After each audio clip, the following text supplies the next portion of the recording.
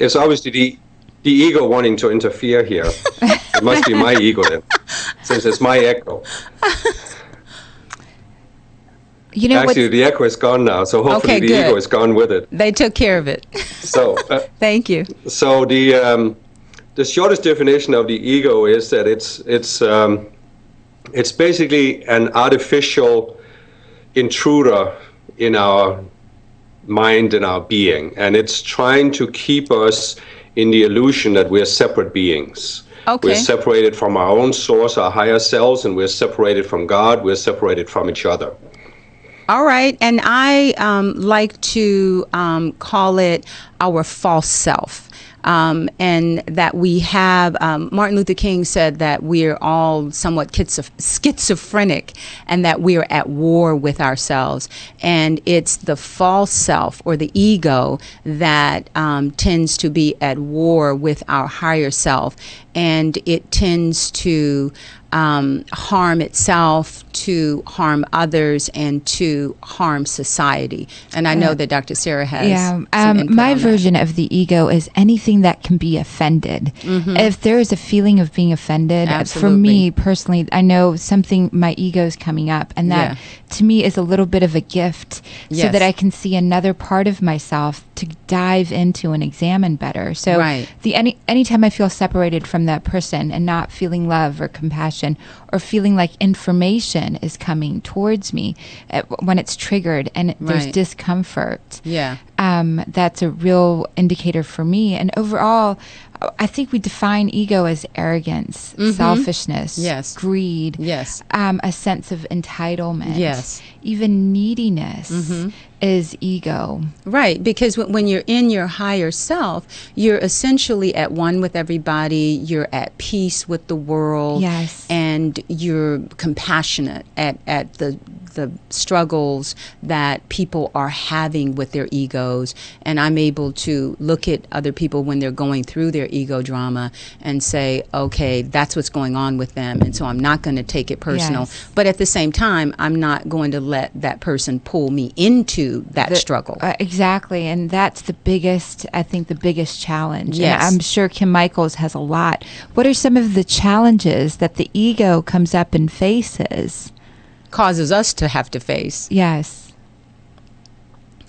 Well, I think it's a good point you make about being offended, because once we get into this idea that we are separate beings, there are some advantages to being a separate being, because you can do certain things you can't do when you see yourself as part of the whole. You know, you can't really act like a jerk if you see yourself as one with another person. Right. But there's also a price we pay, and that is that we are always threatened. That's true. So we are threatened by those who are different, and it's almost like if you go to the very core of the issue of separation, the moment we go into that, we feel that we are not complete, we are not good enough. And so what we go into is this gigantic game of seeking to compensate for that feeling of inadequacy or inferiority.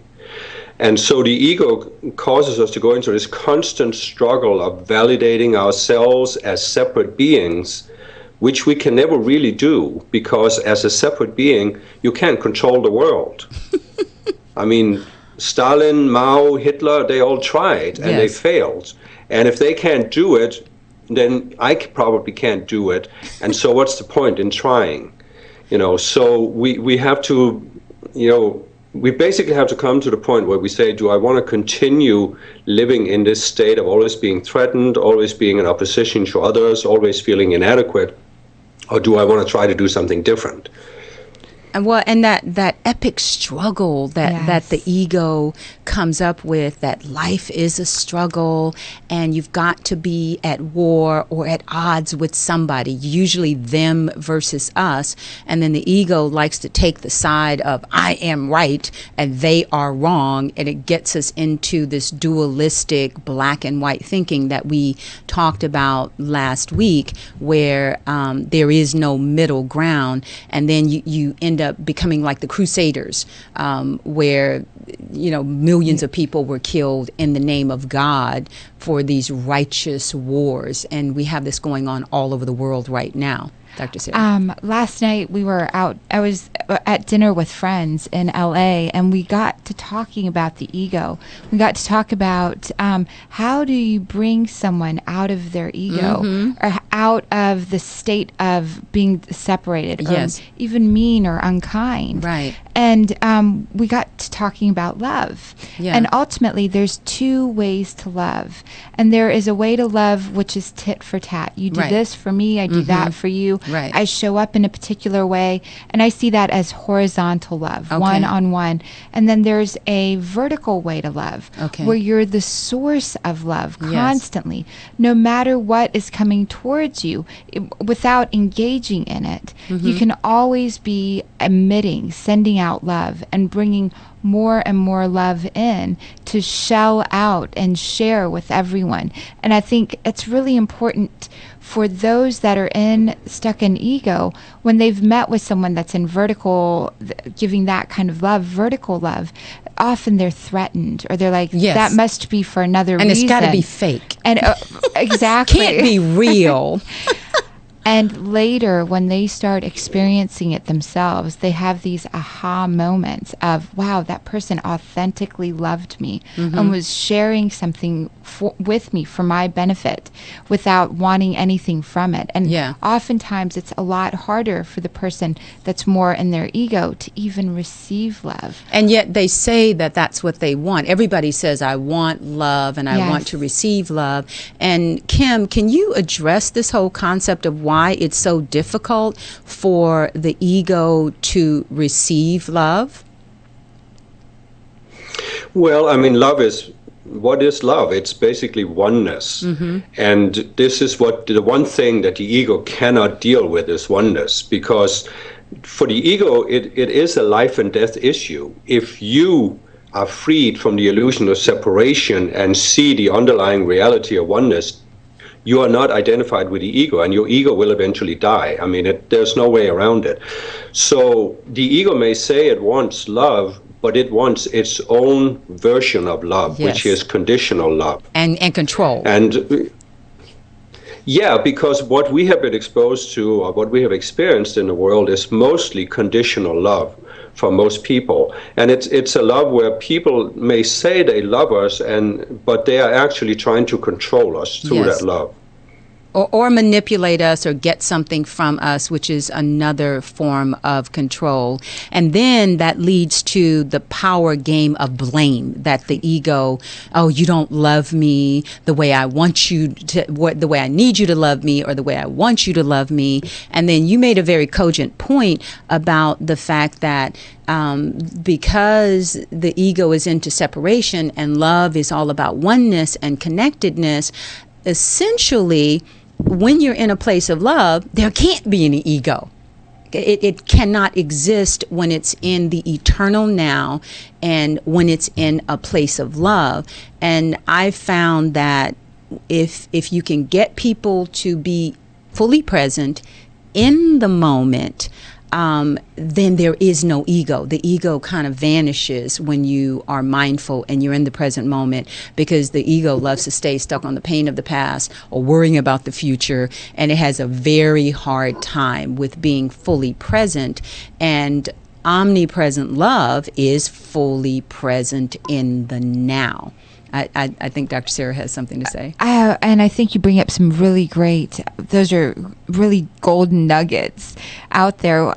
One of the things that I see a lot recently is in this new generation of excessive conformity, and even servility. Like they're in service, or they're not standing up for what they believe in. They're more obsequious. Yes. They're bowing down to get acceptance. Yes, and I think this is a very big problem that we're having with our, a lot of generations have had this problem, but especially now. And it becomes so important to identify what you value and to stand up for that. And that's part of being humble. Even part of not being in the ego is too little ego or too little voice to yourself is just as much of a problem as being in too much of knowing, I know I'm right, or knowing this, the need to be right. The need to be right. So Kim, last week we talked about when people move out of black and white thinking and then they move into this gray area where anything goes, and they believe that they can actually love someone's ego away without the other person taking responsibility for their behavior, and for us being able to stand in our truth and awaken people to how their behavior is hurting or harming other people. Can you talk a little bit about that gray area that we get into where we're afraid to stand up and speak what I would call kind words of love that are designed to shake that person up in terms of understanding the impact of their behavior and the consequences of their behavior? Does that make sense? Yeah. Well, I think both of you just brought up some good points there about the now and about conformity. What you were saying about the ego can't exist in the now is exactly what Eckhart Tolle is saying in The Power of Now, where he says the ego can only deal with past and future. Right. But in the now, it just doesn't know what to do.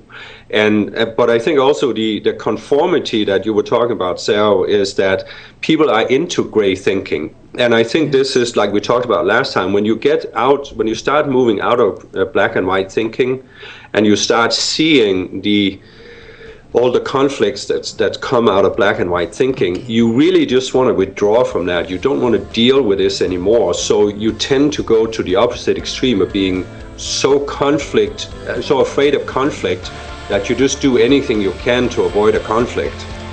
Okay, well, stay tuned. You are listening to Divine Love Talk on CRN Digital Talk Radio, where after these messages, we will be talking about more on the ego's epic struggle, the power game of blame, and then keys to mastering your ego. So join us after commercial break. Okay, we're back with more of Divine Love Talk on CRN Digital Talk Radio, where we are discussing the least you should know about your ego, part 2.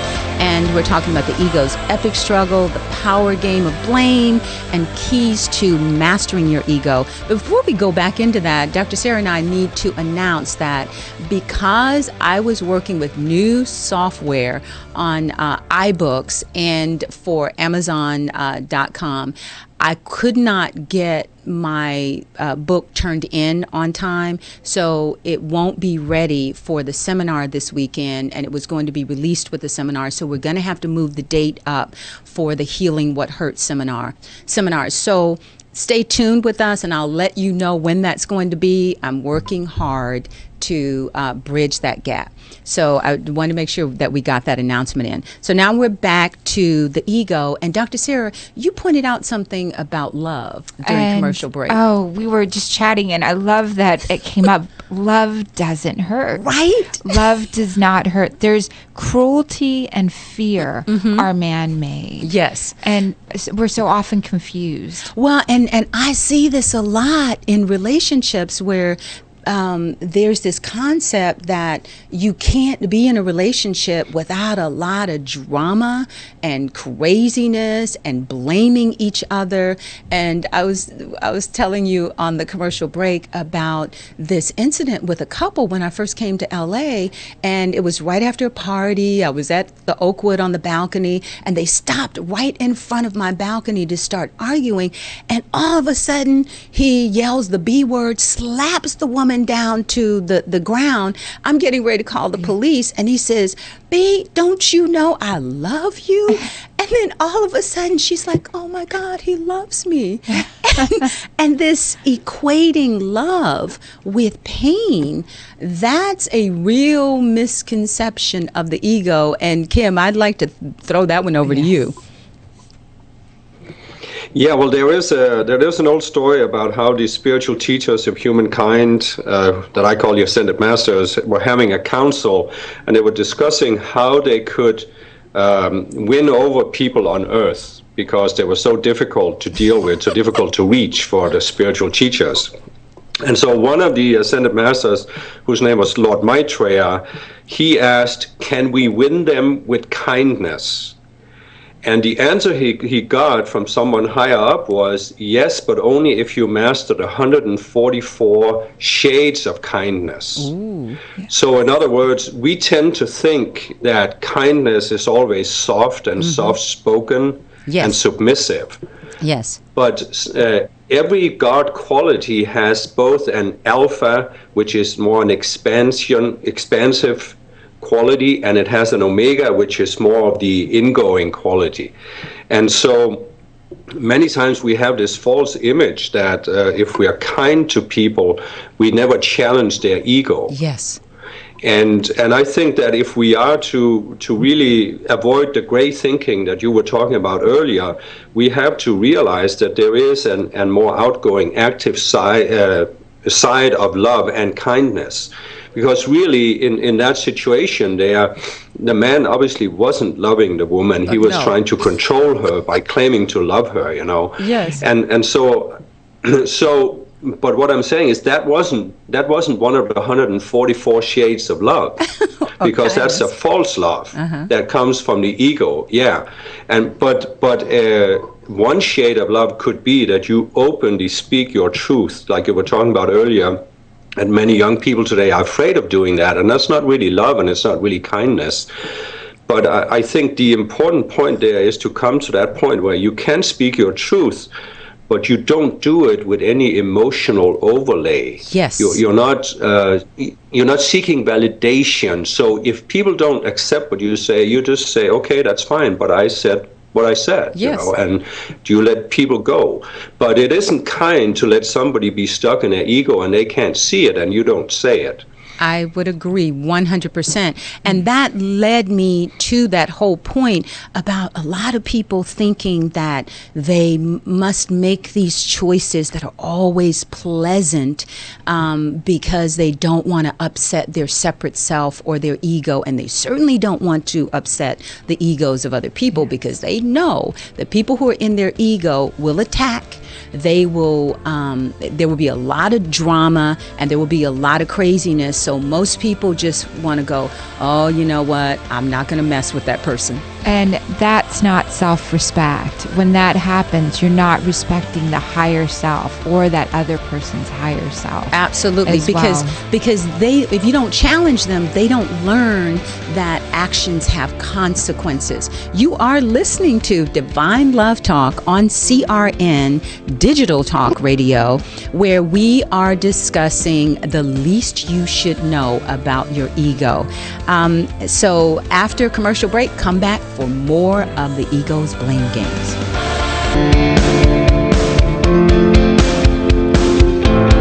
Welcome back to Divine Love Talk on CRN Digital Talk Radio, where we are covering the least you should know about your ego, part 2. And we're looking at the blame game of the ego, how you can move into oneness. And the question I wanted to begin with is, why is the salvation of the separate egoic self impossible? So I'm going to start out with you, Kim, on that one, and then Dr. Sarah and I will go into it. Well, I would say that salvation means coming back into oneness after we separated ourselves out from oneness. And it was the ego that actually enabled us to separate ourselves from oneness and build the illusion that we are a separate self. So obviously, the ego can never bring us back into the oneness that it was designed to take us out of. Okay. And then last week we talked about the central illusion of the ego, which is convincing you that following any outward teaching will get you to heaven without giving up the ego. And, you know, there's all of these teachings about the ego that's about coddling the ego, and your ego is your amigo. And if you can just, you know, get it to step down, you know, you can bring it into the kingdom with you. So, Dr. Sarah, I know you have something to say on that. Oh, I'm just tuning into some of the stories, and I love Kim Michaels' stories on this, and I'd love to hear some of his stories that he shares on his website. Okay. And I was recalling some of those. Okay, what popped up? You know, in particular, what I was thinking about is how our mind can lead us into anger. Yes. When we're connecting with someone else and we're thinking, why is this person bringing this up to me right now? In Europe, at one time when I was in the restroom, someone was handing out little napkins. And at the moment, you know, I had all this luggage and all this stuff, and my thoughts went to, oh my gosh, how am I going to get change out, and how am I going to dig this up? Right. And I got a little bit mad at myself and a little bit mad at them for being present and being there. And as you know, I took out a bill and handed them a bill because it was for me really, really important to do that, having lived in that country, in countries where it's so important that might be the only money they get all day, and they stand in these dirty places to receive it. So what came up for you? What came up for me was, you know, the kingdom is through our connections. Yeah, and random acts of kindness and patience. Exactly. And I'm turned back to that story of where I was a little bit angry. And I was like, wow, what was she going through? And if at that moment I realized and connected to what she was feeling, or what was standing behind her, is the courage to walk away from her family in the morning, go out to a place, stand in a random bathroom. So you're saying empathy is a key to connecting with other people. Absolutely. Connecting, and even to yourselves, giving yourself that empathy at that moment. Right. Understanding, oh my gosh, this anger frustrated. isn't about her, it's about me and where I am. So empathy for yourself, and also connecting into the people. Yeah. And but also being present enough to pull yourself out of this spiral that you get ready to go into when you're being reactive, because that's one of the tools that the ego uses to pull us into a downward spiral, is being reactive and then condemnatory of ourselves and blaming ourselves or blaming other people. And so it's that awareness as well. Empathy and awareness of what's in the moment. In the moment, where am I feeling discomfort? And why am I feeling this discomfort? But also, it just snapping yourself out of it. Yes. You know, because sometimes it's just coming out of nowhere, and if you just don't feed it, it will go away. As soon as you pull yourself out of the reactiveness and into the moment, then you can just say to the person, oh, I'm really frustrated because I'm trying to get change out, or I don't even have any change, thank you so much for doing that. And often I will be in situations like that where I just have absolutely no change on me and I'll just say, I'm so sorry, but thank you so much. And it's not even so much that the money as gratitude. People respond to gratitude, and that's one of the other problems with the ego, is the sense of entitlement, and it doesn't know how to just be grateful for whatever someone is doing for you, because they don't have to do it. Yes, and appreciation is another quality. Yes. There's gratitude, and then there's appreciation. Appreciation, she didn't have to serve me for me to appreciate her. She got up, she found paper, these resources, she got there, and with a pleasant smile, handing this out to everyone. And even if I didn't need the paper, I can appreciate all that it went through. And it doesn't take that much to move into that place. Yes, absolutely. Okay, so now we just covered how you can move into the present moment and be grateful, be appreciative, and that can move you out of that reactive space of the ego. And Kim, I would like to address why we must seek the zone of inner silence and inner peace, and how we can seek the zone of inner silence and inner peace? Well, one reason is, of course, that we talk about the ego always making you feel like you're in conflict and you're threatened. And that sense of always having to defend yourself and anticipate what somebody might do to you obviously creates a lot of noise inside yourself, in your mind, in your emotions, in your thoughts. And so if you are completely absorbed in this game, you just can't ever step outside of the ego. There's just no way. And you were talking about it earlier, about some people who say you can learn to master your ego, or some people even say you can spiritualize the ego. But the reality of it is that you just have to separate yourself from the ego.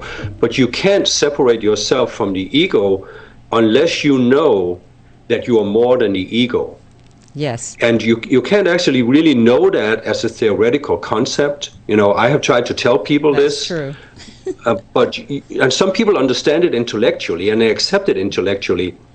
But what I've found is that the real difference is, have people actually experienced a state of consciousness that is not ego? Mm-hmm. And that's very much what you're talking about with the inner stillness, you know, yes. Because almost every religion in the world has a mystical branch, and there are many mystical teachings that are not really part of a formal religion at all. Yes. And they all say the same thing, that if you go to the very bottom of your identity, you find something that is either stillness or pure awareness or yes. naked awareness or witnessing. Mm-hmm. There's different names for it. Right. I like to call it the conscious you, but that's just another name. Yeah. And so if you have experienced that, there deep within you, there is a point of silence, a point of stillness, a point of awareness where you're just not aware of all the normal thoughts and feelings, you're just aware, mm-hmm. then you know from experience you're more than the ego. That means that now you have a frame of reference for separating yourself from the ego. Okay. Because the only way you can really separate yourself from the ego, I mean, it's actually simple to do, or it's simple to explain, but it's probably hard to do. But it is that you have to look at yourself and you have to say, is there more than one me? Who is it that's reacting in this negative way with anger? Mm-hmm. Is that really me, or is that just a part of me? Is that just the ego reacting that way? Right. And then if you realize that you have the ability to actually observe your ego, then you can say, well, who is it that's observing myself? Mm-hmm. That would be and your that's the authentic you. Yes. Yeah, well, that's the pure consciousness that you are, the core of your lower being, the pure you. And once you start getting in contact with that and experiencing that, it becomes easier and easier to, like say I was describing, be aware, oh, now I'm in a situation here. Why am I angry? Why am I reacting to this? Okay. And that's when you can do what you were talking about. You can avoid the whole blame game, you know. Okay. Well, you brought up some very important points, and these are points that I did not learn until I went to India to Oneness University, where we were told every day to go out and sit among the trees, to just meditate and be one with ourselves and one with nature. And I didn't know why they were making us do this, and we had to have moments and hours and days of silence. And for an American to go into silence, oh my God, that's like torture for us, because we can't shut up. We tend to have diarrhea at the mouth, and we're always, even when our thoughts are coming up, yes. we are verbalizing our thoughts. So that inner stillness and that small voice that you're talking about is very, very difficult for city dwellers and Americans to get into, because it's hard for us to find those places in nature. But once you've had that experience of the divine, or the presence as it's called in India, where you're one with everything. And my moment came on a rooftop in India where I was doing yoga, and Sanatam Kaur's song came on, and her voice was so angelic and beautiful. And I looked up at these ancient trees that were, higher than the roof and the sky. And my heart just opened up, and I just felt so much love and gratitude for everything. And it was still, and it was quiet, and it was blissful. And once you've had that experience of oneness and stillness, you know it exists, and you know that there's something beyond the craziness of your own ego. And then you want to do everything you can to move into that place and to make it a part of your everyday awareness and your everyday experience. But without that experience, you're right, Kim, you're just talking something to people because people think that they are their egos. And we're taught that, you are nothing without your ego, that is who you are, and that nobody's really emphasizing enough that you are two different people. And you have to choose, the story of the two wolves. Which wolf are you going to feed? You got the two wolves inside of you. One of them is peaceful, and one of them is jealous and angry. Yep. And the grandfather talking to the grandson says, "Which wolf are you going to feed?" Absolutely. You are listening to Divine Love Talk on CRN with Dr. Parthenia Grant, my co-host, Dr. Sarah Larsen, and Kim Michaels in Estonia with Transcendence Toolbox, Dr. Sarah Larsen with Dr. Sarah Larsen. And you can listen to all of our archives at crntalk.com. We're talking about the least you should know about your ego and how we can move into that zone of inner silence and peace now. And I know Dr. Sarah has some tricks for us. Yes, your body is such a great tool. If you can bring your awareness just to your hand and just feel what your hands are feeling and use your body is your greatest tool. What am I feeling and what am I experiencing in here? When you were out at the trees and doing yoga, you stilled yourself enough to be able to hear the finer notes and the feel resonance, the breeze, within the song, to really experience the life within the trees, and to receive from that. And each one of us every morning can sit at the end of our beds and take time to just breathe and feel into our bodies and connect with each of those living cells that are within us. Much like when we're out in space looking at Earth, Earth looks like one being. Same thing with our bodies. When we're out looking at experiencing ourselves, there's a consciousness to each one of our cells. And if you give your body that attention, that quietness, and just, I'm going to pay attention to my hands, I'm going to pay attention to my arms. And my breath. And especially to your breath.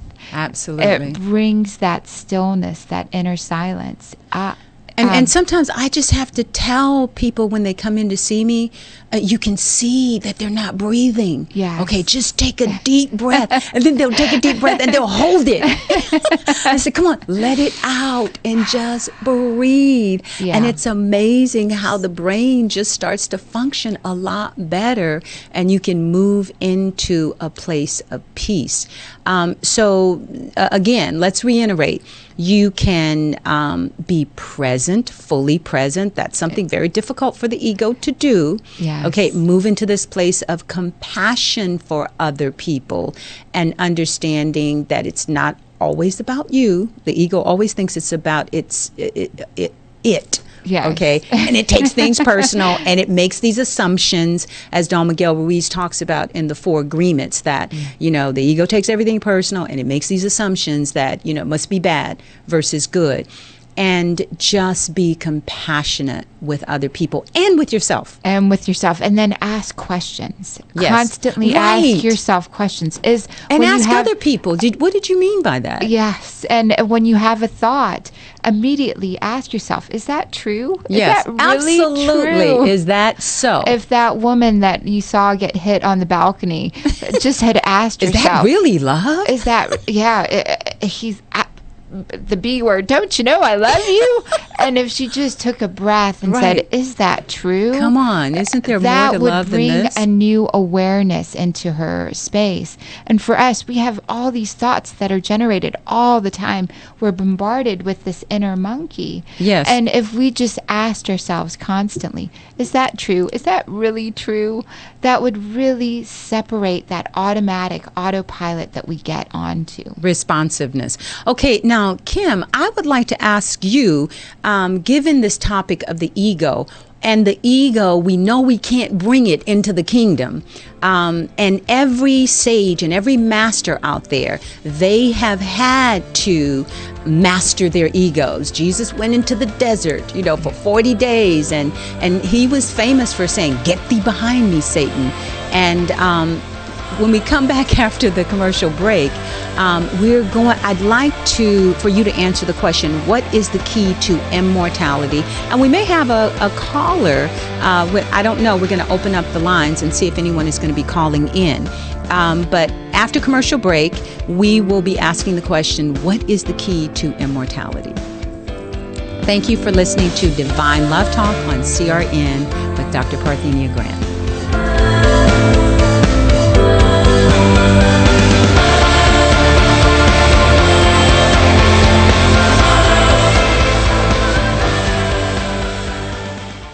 Listen, if you're considering buying hardwood flooring, don't do anything until you've written down this number and received your free Lumber Liquidators catalog. The flooring with high quality with an unbeatable price tag. Call in the next 10 minutes to get your free catalog. What I bought at Lumber Liquidators is of vastly higher quality than flooring I had installed 6 years ago, and for a fraction of the cost. So if you want great hardwood flooring at unbeatable prices, trust Lumber Liquidators. We buy direct from the mills. Call right now to get our flooring guide and catalog absolutely free. It's filled with top-quality hardwood flooring, including solid hardwoods, laminates, and bamboos, and even Bella Wood pre-finished flooring with a 100-year transferable warranty. The same floor Bob Vila has in his home. This free catalog is full of tips, ideas, and our flooring project list to make your buying decisions easy. Hurry, call right now to get a copy of this free guide and catalog. Call 800-542-0122 to get your free copy now. 800-542-0122. 800-542-0122. Are you suffering in the areas of health, relationships, finances, or career? I'm Dr. Parthenia Grant, host of Divine Love Talk on CRN, and I would like to offer you the opportunity to heal what hurts on March 16th at the Americana in Glendale, California, where Dr. Sarah Larsen and I will help you discover secrets to looking younger, living longer, losing weight, and following your bliss. You will also master 7 steps to creating the life of your dreams. Unleash the infinite potential of your higher self and push past obstacles blocking your peace of mind.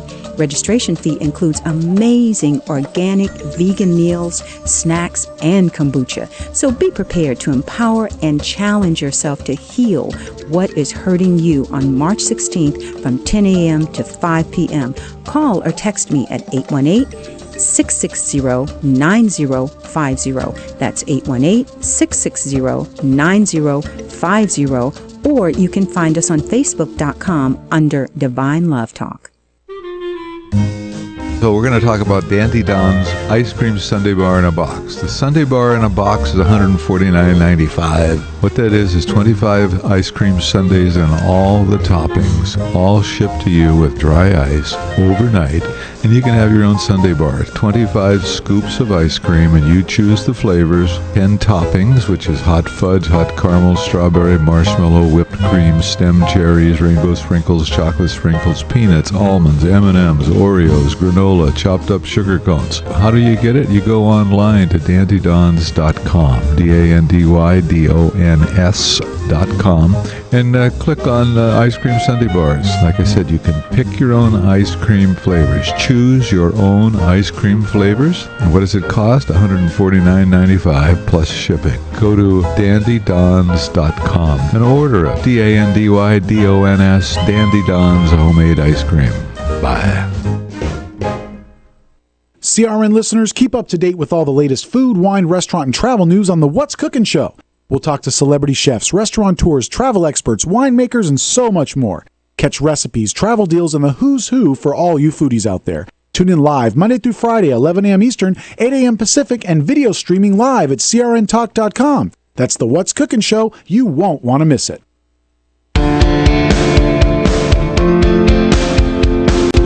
Okay, we're back, wrapping it up with Divine Love Talk on CRN, on the least you should know about the ego. We have a caller on the line, and I wanted Kim to very quickly address the key to immortality, because we're going to have some shows coming up dealing with physical immortality, spiritual immortality. So, Kim?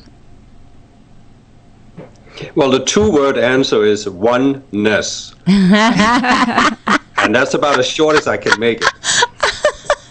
Okay, it doesn't get any better than that. And that is a word that is anathema to the ego, because it's all about them versus us and separateness. So when you want to know the key, it is getting into oneness. Now, we have a caller. Tiffany is on the line. I know last week you got cut short, so I think she might be back for... Yes, I was actually hoping, and I don't mean to have you guys backpedal, but you guys, on the second hand, I thought you guys did so well today. I was trying to think of a question that I could ask you guys today, but I mean, I think you guys covered all of your bases. So going back to my question last week, me being labeled as a gray person, and having often to deal with people who have black and white personalities, if you could kind of expand on your answer last week, how do I come out of my grayness without then becoming an accusatory black and white person, because I'm dealing with someone who's getting very irate and upset with me for not wanting to judge or be in a very concrete black and white place. Okay. I always find that that's my struggle, because I don't like... Let's give Kim time to answer that. Kim? So in other words, the other person feels threatened because you're not threatening them by judging them? Yeah. Yes. And what I'm trying to say is you have to kind of distance yourself a little bit from this and say, but why do you react to that? I mean, what I always try to do with myself is, just like Sarah was describing earlier, how she was actually in a situation where she was in a restaurant, she was actually monitoring herself and her own reactions and asking herself, why am I reacting to this situation? And I always try to do the same. If I have a reaction in me where I feel threatened or have a non-peaceful reaction, I always ask, what is it in me that's causing me to react this way? Okay. And I think many times if you're a gray person, it's actually that you have started seeing the unpleasantness of black and white thinking, but you haven't actually transcended the duality, the polarity of it, because black and white thinking doesn't exist alone. It actually exists in a polarity with gray thinking. Okay. So you can be in the one extreme of black and white thinking, and then when people start going out of that, they often swing over to the opposite extreme of gray thinking. And you need to find the middle way that the Buddha talked about, where you are not reacting to the person in black and white thinking, and therefore you are not feeling that he's threatening you. Right now it sounds like you are feeling threatened because he is saying you are wrong by not judging other people. You are not wrong by not taking a stand. Okay, Kim. And in a sense, maybe he has a point, All right. Thank you so much for that, Kim. And I would close by saying, Tiffany, maybe you could ask yourself what you're afraid of, and are you maybe wanting to please other people too much? You have been listening to Divine Love Talk on CRN. We're going to be back with more of the least you should know about your ego. We're going to be talking about immortality in the future. So thank you for joining us today on Divine Love Talk on CRN with Dr. Sarah Larsen, Dr. Parthenia Grant, and Kim Michaels in Estonia at Transcendence Toolbox. Check us out at drparthenia.com and on YouTube.